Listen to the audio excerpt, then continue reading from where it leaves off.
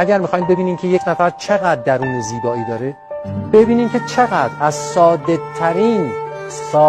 ترین اتفاقات زندگی خوشحال میشه، چقدر ساده ترین امور زندگی به نظرش زیبا میاد. دیدین بعضیا که هیچی به نظرشون زیبا نیست، همه چی بده، جهان بده، آدما بدن، همه چی بده، هیچی زیبا نیست.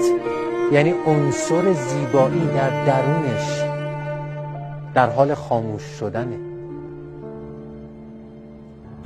و یه نفر دیگه تو همون شهر، تو همون مملکت، تو همون موقعیت اجتماعی، اقتصادی، سیاسی و غیره داره زندگی میکنه، ولی از صبح که بلند میشه حس خوب داره، حس شکرگزاری داره قلباً، چون زندگی براش زیباست.